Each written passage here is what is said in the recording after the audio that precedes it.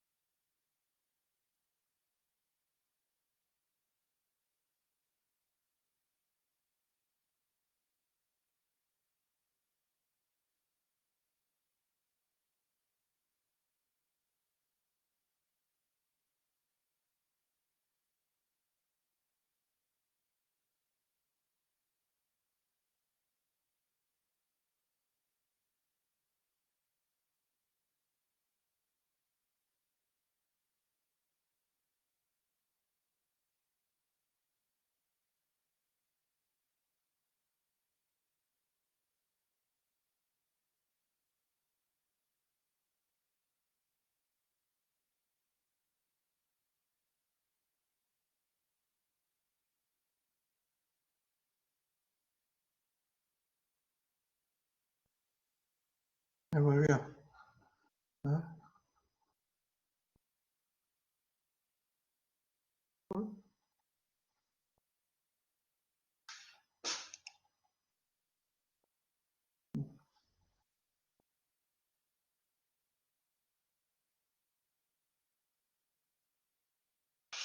Parece que volvió.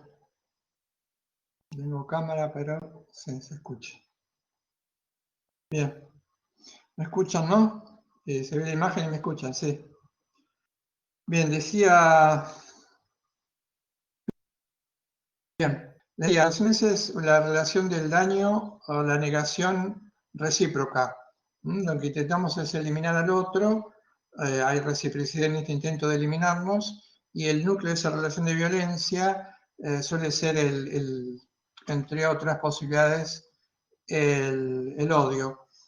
También es posible que la violencia pueda ejercerse como relación social cuando alguien trata de salir de una dominación a la presión, un sistema opresivo, y esto implica la ruptura del sistema opresivo y tal vez tenga que aparecer la violencia. Por ejemplo, podríamos hablar en este caso de las luchas o de las guerras de independencia, que si bien terminaron con la liberación de muchos pueblos, necesariamente implicaron violencia a fin de romper ese yugo.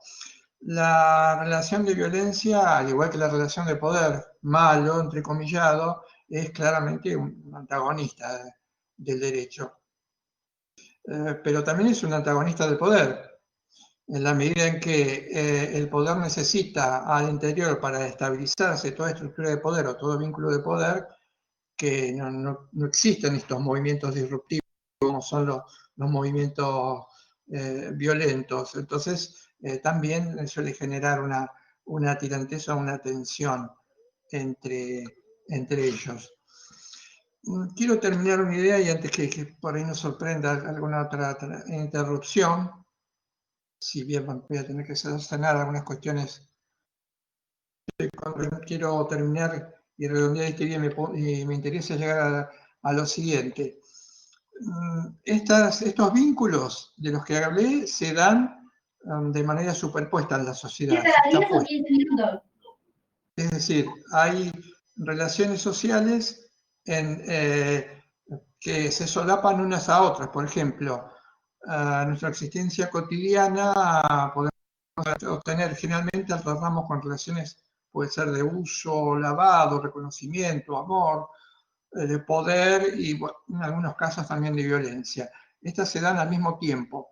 Esto implica que como hay una dinámica relacional en la sociedad, muchas veces nos cueste distinguir en ciertas situaciones puntuales si estamos en presencia de una relación de un tipo o de otra. Esto es lo que algunos llaman zonas grises. Por ejemplo, en una relación familiar a veces es difícil distinguir si estamos hablando de una relación cuyo núcleo es la comunidad o es una relación de poder, o puede haber una alternancia entre ellas. Y esto se ve claramente entre el derecho y el poder. Y este es mi punto y con lo que pretendo o quiero finalizar, que me parece clave. Hay situaciones en las que poder y derecho conviven de alguna manera. Y esto ha llevado a que en la teoría jurídica, muchísimas veces se haya visto al poder como un elemento necesario, coadyuvante para la existencia del derecho. Por ejemplo, esto se ve en el autor que estamos analizando.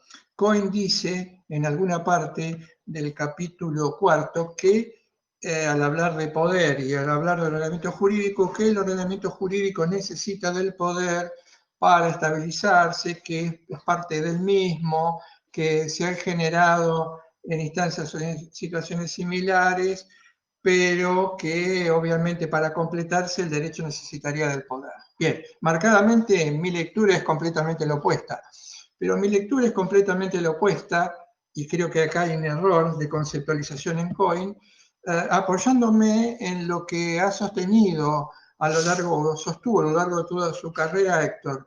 Y Héctor decía que claramente el poder y el derecho son antagonistas, claramente son de relaciones sociales de disímil contenido. Y él decía algo más, en la teoría jurídica es difícil que muchos autores puedan ver al derecho desligado del poder y en la relación de mera concomitancia. Es decir, que pueda utilizar al poder en situaciones muy puntuales. Pero dice él, les cuesta muchísimo ver un derecho que pueda existir por sí mismo con independencia del poder. Y esto históricamente ha ocurrido antes de la Edad Moderna. La que traslada la idea de que el derecho es parte del poder, parte del Estado y termina configurándose como una segregación del mismo es la teoría moderna, equivocadamente. Bien, dice Negri, es posible que algunos autores, cuando se les diga que el derecho es claramente un antagonista de la violencia, no tengan duda en afirmarlo, en estar de acuerdo. Aunque hay situaciones en las que a veces el derecho está en el límite con la violencia. Por ejemplo, la legítima defensa, el estado de necesidad, el derecho de resistencia a la opresión, etc. Pero dice él claramente, no ocurre lo mismo cuando se trata de vincular derecho y poder. ¿Y esto por qué? Él dice, esto se debe a una confusión. ¿Cuál es esa confusión? Para no distinguir poder y derecho como antagónicos y cerrarse a la posibilidad de pensar un derecho sin el soporte del poder, como en el caso del que les estaba ejemplificando. Y él dice, la confusión se debe a tres cosas, básicamente, a que tanto poder como derecho generan un orden. Un orden implica que, como propuesta para organizar la sociedad, establece claramente los papeles o los roles que juegan los que viven dentro de esa sociedad, pero con criterios diferentes. Eso por un lado, allegan un orden, dice Negri. No hay ninguna duda que el poder allega un orden, al igual que el derecho, pero en base a criterios diferentes. El criterio con que el poder allega un orden en la sociedad es en base a métodos constrictivos, la represión, la organización de la coactividad, la pena, etc. En cambio, el derecho allega un orden en base a criterios que son completamente diferentes y siempre respetuosos de la edad humana. Y agrega otro elemento más. Dice, se confunden también porque los dos, poder y derecho, buscan darle a sus integrantes, los que forman parte de ese orden, paz y seguridad. Y dice él, no hay ningún orden de poder que no tenga como consigna válida la de otorgarle o buscarle la paz a quienes participan de la misma, pero dice claramente, cuidado, porque los criterios con los que se llega a la paz o el contenido de la paz del poder no es la misma de la del derecho. La paz del poder es una paz ficticia a medias. La paz tiene dos componentes, una la ausencia de conflicto y otra la convicción de que esa ausencia de conflicto se debe por deseo de los propios participantes. El poder solo satisface una, que es una mera ausencia de conflicto externamente hablando, pero hacia adentro seguramente esta ausencia de conflicto que se ve desde afuera es conseguida por medios conflictivos. En cambio, en el derecho de paz es una paz de fines y medios. Se vive en un clima de paz, no hay conflicto en la medida humana de lo posible, pero porque estamos convencidos de que el conflicto no es la mejor manera para resolver las cuestiones de nuestra existencia compartida. Y la tercera es la seguridad. Dice, también el poder enarbola la idea de que va a otorgar seguridad. También lo hace el derecho. ¿Cuál es la diferencia? En el caso de la seguridad del poder, esta solo se da a nivel de los que forman parte o están en una situación de desventaja, súbditos, gobernados. El poder dice, voy a generar seguridad de la manera en resto de ustedes que están bajo mi mando, pero nada dice de la relación entre los que obedecen y el que manda. Esta situación está desreglada. Es probable que se piense o se diga, y no está exento y es correcto, que a lo mejor estemos hablando de un gobierno dictatorial, pero también es posible que esto ocurra en un sistema o en un gobierno, en una forma de gobierno que no sea dictatorial, en la medida en que lo que el gobernante hace, mando y obediencia, no se identifica con lo que les piden los gobernados. En esa relación de mando y obediencia es lo que en la modernidad, en la época moderna, se denominó el poder de dominio. Es decir, el poder de dominio. Este poder de dominio implica que, como dato básico, el poder está en la comunidad, en el pueblo. De manera delegada, ese poder se traslada, esto se llama potentia, se convierte en potestas cuando el pueblo genera una mediación que es el Estado o el gobierno. Acuérdense que las mediaciones son necesarias para el desarrollo del ser humano. El Estado es una mediación, el derecho también es una mediación, y en consecuencia delega el poder. Ahora bien, el problema que se produce en la modernidad y aparece el poder de dominio a nivel Estado es que quien ejerce el poder se olvida que ese poder que tiene es delegado, no surge de él. La fuente del poder está en otro lado, que es la comunidad. En consecuencia, se convierte ese uso del poder en algo autorreferencial. ¿Qué implica autorreferencial? Lo que él decide como gobernante no tiene nada que ver con lo que la propia comunidad le dice que tiene que hacer en función de esta delegación. Entonces, ¿qué es lo que se ve desde afuera? Se ve a un gobernante que, munido del poder, lleva adelante comportamientos, estrategias que no tienen nada que ver con lo que la comunidad que le delegó el poder consideraba como correcta. Esto, como lo dije en alguna clase anterior, se llama fetichización del poder. Y es entonces que quien manda y en quienes obedecen se ha roto ese vínculo esencial. El poder no es de quien gobierna. La delegación implica que él lo tiene que ejercer como un servicio. Este es el auténtico significado, sentido de lo político. De ahí que habría que reemplazar la idea de mando de obediencia como el mandar obedeciendo. La verdadera relación entre quien detenta el poder como y el gobernante es esa relación de mandar obediencia. Esto implica, llevo adelante lo que el depositario del pueblo me indicó o me señaló como que debía realizar. Esa es la idea de mandar obedeciendo. Esa es la idea, por ejemplo, ese famoso término acuñado por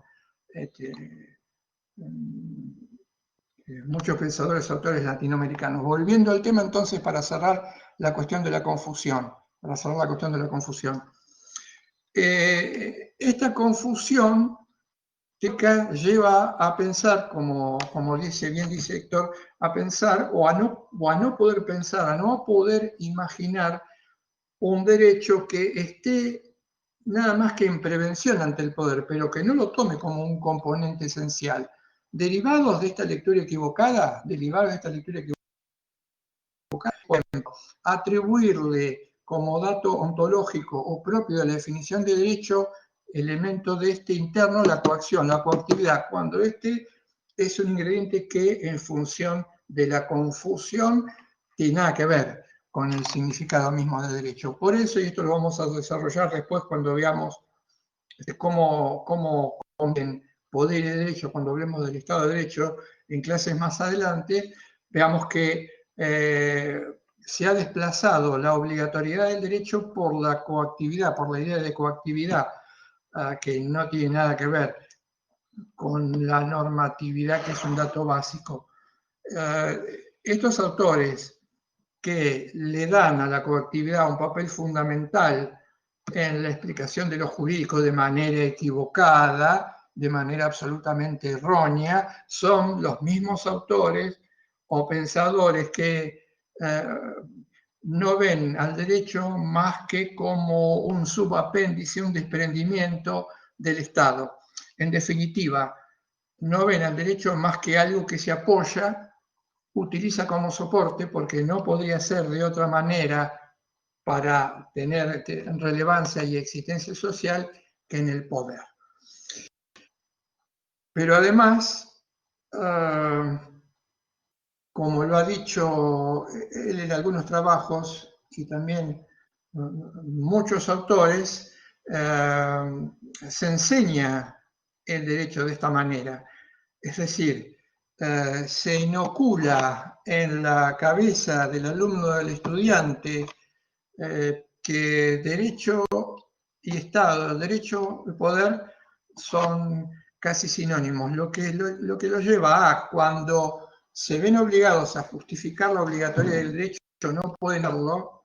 Vamos a ver cómo voy a explicar una clase la obligatoriedad del derecho, la diferencia entre imposición y obligación, y no les queda más remedio que recurrir al nudo hecho, que es la coacción, pero con esto no justifican nada. Y como decía Sergio Cota, filósofo que ya les mencioné y que ustedes conocían, alguien que no puede explicar o justificar el derecho en su vertiente obligatoria no tiene nada. Esto quiere decir, si el propio derecho no puede ser justificado por quienes nos formamos en él, hablando de la obligatoriedad y la coactividad, pierde totalmente su relevancia.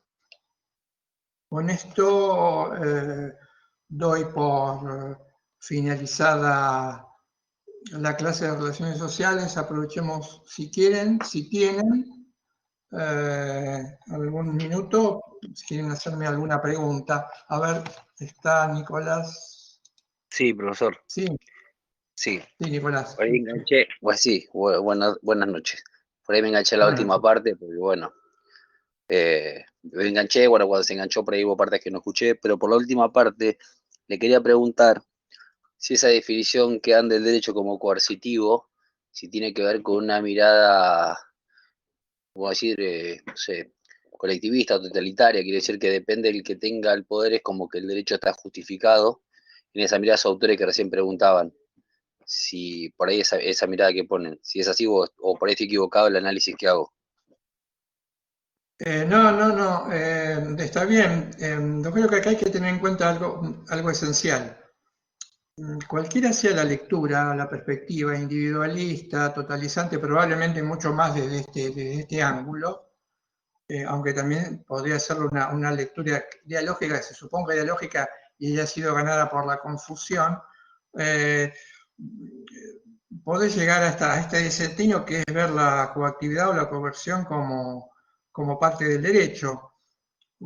Si pudiste entender y te quedó claro la idea de confusión, vas a ver que no estamos hablando de un desconocimiento, no se habla de una falta de inteligencia, se habla de algo que tiene que ver con lo ideológico, con la ideología. Es un error que comete alguien que piensa en una determinada cuestión, sí, y tal vez hasta siquiera sin ser consciente de esto. Pero esta confusión le lleva a sostener o a marcar como datos esenciales del derecho algo que se corresponde completamente con el poder. Cuento algo brevemente en unos segundos que tiene que ver con mi formación. Yo aprendí, como aprendieron miles y miles de generaciones formadas en el derecho a partir de la independencia hasta estos días, porque trajimos de fuera un modelo importado de lo que era el derecho y lo que era el orden jurídico, que el derecho tenía que ser puro. El derecho tenía que ser puro, en consecuencia, teoría pura del derecho, el derecho que es algo que de manera vertical baja de arriba hacia abajo. La famosa lectura kelseniana, que en realidad no es una teoría pura del derecho, es una teoría pura del poder, porque la explicación que hace Kelsen, de hecho, es una explicación que casa perfectamente en el poder, no en el derecho. ¿Alguien le podría atribuir falta de inteligencia a Kelsen? Un enorme teórico. No, pero tuvo el problema que tienen la mayoría de los que piensan y que no están avisados de esto. Él no pudo escaparse de los marcos conceptuales en los cuales se formó y de los que yo ya hablé, de la cultura o de la situación. Por lo tanto, el esquema que tenía Kelsen en la cabeza, con el que miró, los lentes con el que miraba el derecho, aunque no era capaz de percibir que estos lentes le hacían ver solo una parte de la realidad, tenía que ver con la impronta de la modernidad, de ese siglo, el derecho visto como algo que necesariamente tenía que controlar a seres racionales que convivían en un espacio determinado. Y este control tenía que ser necesariamente a partir de la sanción. Lo grave fue que esa manera de entender el derecho se inoculó en la cabeza y en las conciencias y sigue generando, todavía está, es como el individualismo. Hay quienes dicen que se rompió, que está desgastado, sin embargo está presente todavía en la conciencia de muchos. Y esa es una idea que uno puede percibir todavía cuando ve, cuando lee, cuando escucha ciertos puntos de vista sobre el derecho, en donde se nota claramente que no superar esa confusión. La idea misma de coactividad. La coactividad no tiene nada que ver con el derecho. Está en un universo diferente o paralelo. Sin embargo, las facultades, muchas de ellas, y en un momento todas ellas, lo enseñaban como si fuese parte del mismo fenómeno. ¿Hay alguna otra pregunta?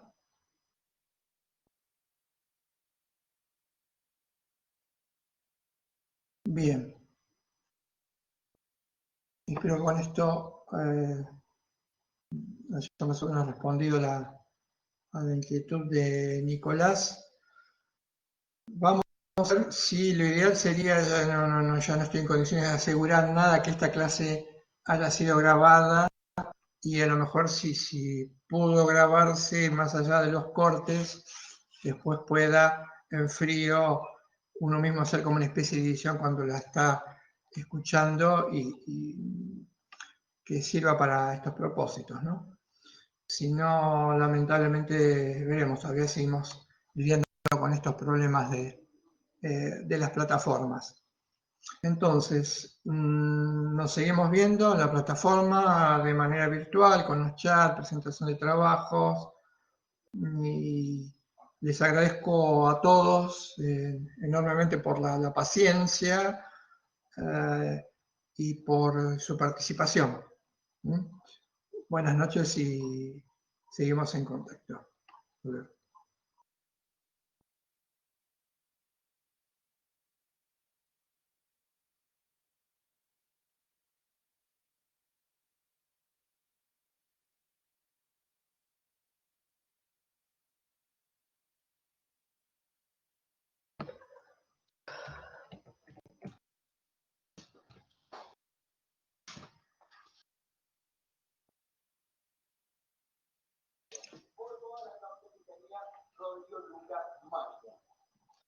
Señores, lo que vamos a ver ahora es la causa que le armaron a Tony Montana. En realidad no se llama Tony Montana, se llama Amado Antonio Acuña, líder de una banda narco supuestamente. Esto es